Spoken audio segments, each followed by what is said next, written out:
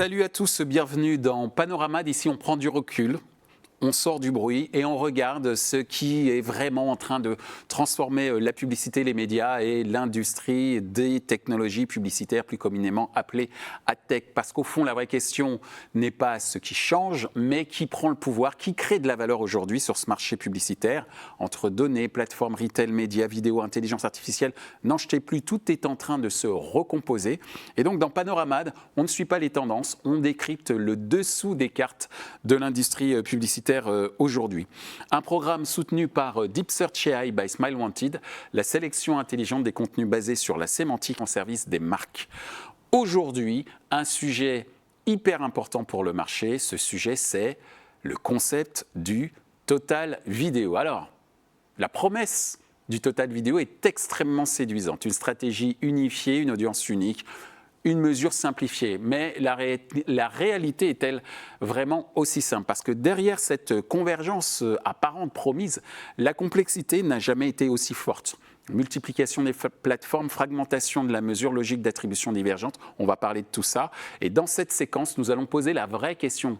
À mon sens, le total vidéo simplifie-t-il le marché ou redéfinit-il simplement des rapports de force qui sont en réalité extrêmement complexes. Prenons ce qui s'est passé pendant des décennies. J'ai mis la vidéo était simple, on va dire la télévision. Le fait d'acheter de la télévision était assez simple, puisqu'on achetait cette fameuse pub TV, on mesurait la couverture d'audience, on optimisait la fréquence, la répétition. On avait une audience de masse, une attention partagée, une hiérarchie claire. Bref, TF1 faisait ses 8 à 10 millions de téléspectateurs en prime time. Un seul écran, une seule mesure, simple, efficace. Le fameux Gross Rating Point, c'est-à-dire le GRP, une couverture, une répétition. Bref, le système était très, très visible. Puis, la vidéo digitale est arrivée. Les plateformes. Ensuite, en 2006, arrive YouTube, puis la CTV, puis les écosystèmes de streaming, Netflix, Prime, entre autres. Et la vidéo, aujourd'hui, est de plus en plus alimentée par les données e-commerce. Et on va dire qu'Amazon est le pionnier en la matière. Bref, une accélération qui a été progressive, mais aujourd'hui, c'est quoi? YouTube, plus de 1 milliard d'heures vues chaque jour sur la télé. Netflix, c'est plus de 40 millions d'utilisateurs avec publicité. Et Amazon relie la vidéo directement à l'achat. Chaque innovation donc ajoute une couche d'opportunité qui devient aussi source de complexité, puisque cette complexité s'est accentuée, plus d'écrans, plus de données, mais moins de lisibilité pour les annonceurs et notamment leurs agences. Donc aujourd'hui, on va dire que l'industrie propose en fait une nouvelle promesse, fait une nouvelle promesse, ce fameux total vidéo, cette fameuse stratégie unifiée, un processus d'achat multi-écran, un budget intégré, un seul plan, une seule logique, une seule vidéo, bref, simple et efficace comme je le disais tout à l'heure. Mais ça, c'est la promesse. Parce que la vraie question, c'est est-ce qu'en fait le total vidéo simplifie le système ou tout simplement on n'est pas en train de maquiller, renommer une fragmentation qui, on l'a vu dans la slide précédente, est quand même extrêmement éparse. Pour ça, le total vidéo promet une sorte de restauration, on va dire, une sorte de couverture d'audience cross-platform. Le message est simple, la vidéo c'est de la vidéo, les écrans ne comptent plus parce que en fait, ce qui compte c'est une audience qui reste une audience unifiée. Ok ? Peu importe où vous regardez, l'impact est censé être le même. Mais en réalité, on voit quoi? Donc des broadcasters, des diffuseurs qui construisent des offres de plus en plus cross-screen, multi-écran, des agences qui lancent des unités dites multi-screen, et puis les plateformes de streaming qui se positionnent dans des environnements TV premium. Par exemple, Netflix qui propose des diffusions de matchs de boxe ou de matchs de football, Prime qui essaye d'avoir Roland-Garros, etc., etc. Donc d'avoir des contenus exclusifs. Donc, YouTube aujourd'hui domine les écrans connectés, la data retail, on l'a vu, alimente désormais de plus en plus l'optimisation vidéo, même les chaînes classiques historiques, TF1 ou M6+, créent des partenariats avec certains acteurs pour justement intégrer des données retail, c'est le cas à travers des accords avec Amazon entre autres, et on a des acteurs, des agences comme Publicis et Groupe M qui lancent des offres total vidéo globales. YouTube est devenu la première plateforme sur écran TV dans de nombreux foyers. Et maintenant, Carrefour, Amazon injectent leurs données dans la vidéo, comme je l'ai dit tout à l'heure. Et nous avons vu déjà dans un épisode précédent dédié au retail média, la vidéo et la télévision ne racontent plus seulement une histoire, elles vendent. Et le point qui est quand même extrêmement important de comprendre, c'est que la data retail transforme la vidéo d'un levier de notoriété en un outil d'optimisation des ventes. Amazon peut mesurer l'impact d'une campagne vidéo sur les ventes produits. Walmart, le grande entité américaine, grande entité de distribution américaine, l'équivalent de Carrefour aux US, connecte CTV et achats online. Et en France, la TV segmentée intègre de plus en plus des logiques business, y compris pour des concessionnaires automobiles, par exemple. On ne regarde plus l'impact marketing d'une pub, on mesure une transaction. Tout semble unifié, mais en apparence. Pourquoi ? Parce que la convergence, ce n'est plus seulement un slogan, c'est une réalité opérationnelle. Mais la réalité opérationnelle, elle repose sur quoi ? Et je l'ai déjà dit dans un épisode précédent, ça repose sur la mesure. Sans mesure, pas de marché. Et c'est là que tout se complique en ce qui concerne le total vidéo. Effectivement, si on regarde les différents environnements vidéo réels, la télé linéaire repose encore largement sur une mesure basée sur le panel. On a des plateformes CTV qui sont sur des données connectées, loguées. Et si on prend des plateformes comme TF1 ou France Télévisions, par exemple, on a YouTube qui est dans l'écosystème Google. Enfin bref, je ne vais pas aller tous vous les faire, mais vous avez compris qu'on a une fragmentation au niveau des systèmes et des vérités, j'allais dire, qui sont énoncées au marché en termes de performance publicitaire. Et ça, c'est un problème.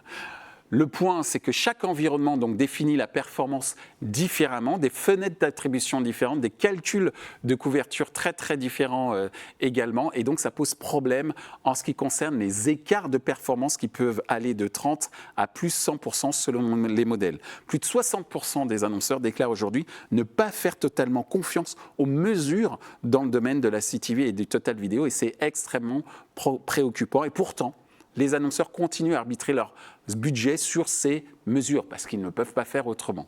Donc la mesure aujourd'hui ne reflète pas toujours la réalité. Par contre, elle la définit. Elle la définit si on la maîtrise. Et c'est le cas des plateformes. Donc on parle de stratégie vidéo unifiée, mais on opère sur des systèmes de mesure qui sont fragmentés. Donc aujourd'hui, ce qui est très important, c'est d'avoir une unification marketing, une fragmentation technique, donc une unification marketing, mais qui est basée sur une fragmentation technique et une convergence qui est aujourd'hui en surface parce que la fragmentation est vraiment là en profondeur. Et c'est là-dessus que la création de valeur peut se jouer. Si chaque plateforme définit la performance selon ses propres règles, comme on peut le voir ici, le total vidéo devient donc un récit de planification et pas une réalité de mesure. Donc convergence en surface, mais malheureusement fragmentation en profondeur. Dans l'ère de la télévision traditionnelle, la rareté créait de la valeur. Il y avait peu de chaînes, peu d'écrans, une audience concentrée. Et dans l'ère des plateformes, l'identité, on va dire, a été une sorte d'effet de levier. Dans l'ère des plateformes, c'est l'identité qui crée de la valeur. Si on regarde Facebook, Google, le login et le ciblage, c'est ça qui génère de la performance. Aujourd'hui, à l'ère du streaming, l'attention premium, loguée, donc l'attention premium que peut offrir par ses contenus Netflix, que peut offrir par ses contenus Prime Video, cette attention premium loguée crée de la valeur. C'est pas pour rien que des chaînes comme TF1 ou France Télévisions ont créé leur propre plateforme.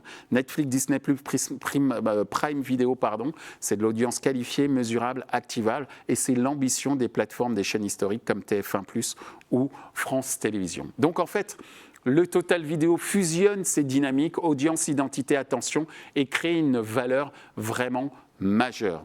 Qui en bénéficie ? Les grands écosystèmes avec du volume.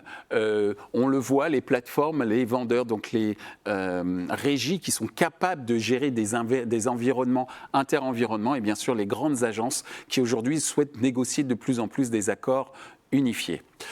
Point très important, il y a une vraie consolidation du marché et les plus petits risquent d'être absorbés, voire marginalisés. Parce que la convergence exige de la puissance. Google, Meta, Amazon captent plus de 50% du marché digital mondial et c'est YouTube qui domine aujourd'hui la vidéo sur la télé. Il faut le dire très clairement. Et certes, le total vidéo simplifie l'achat, mais il peut aussi accélérer ce qu'on appelle la consolidation.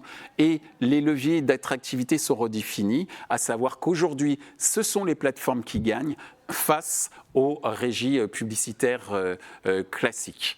Donc, point très important, c'est quoi le total vidéo vraiment? Ce n'est pas la fin de la fragmentation, c'est une réorganisation.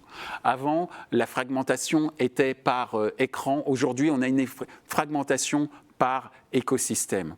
Okay, donc Amazon logique e-commerce, Google logique d'intention, Netflix logique d'attention premium.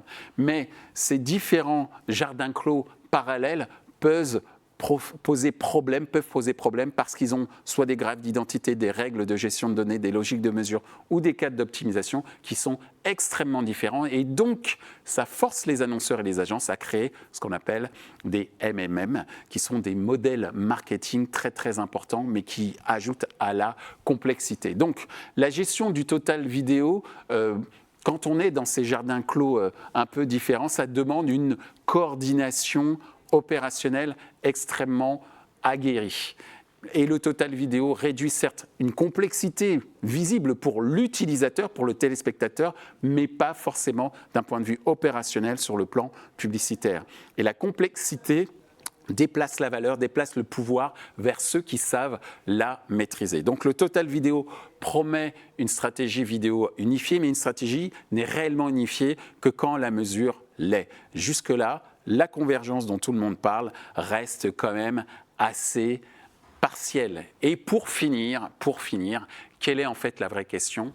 Est-ce que la vidéo converge? D'un point de vue utilisateur, on l'a vu, oui. La vraie question, qui définit la convergence sur le plan publicitaire? Parce que ce qui définit la convergence contrôle les budgets.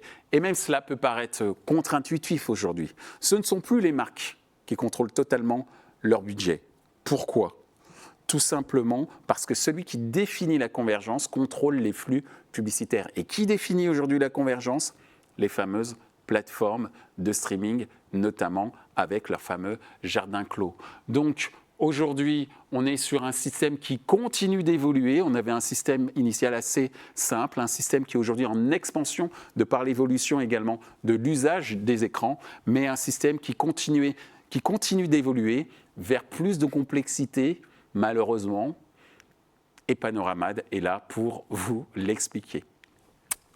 Merci pour votre attention. C'était Panoramad, un programme soutenu par Deep Search AI by Smile Wanted, la sélection intelligente des contenus basés sur la sémantique au service des marques. Je vous dis à très bientôt.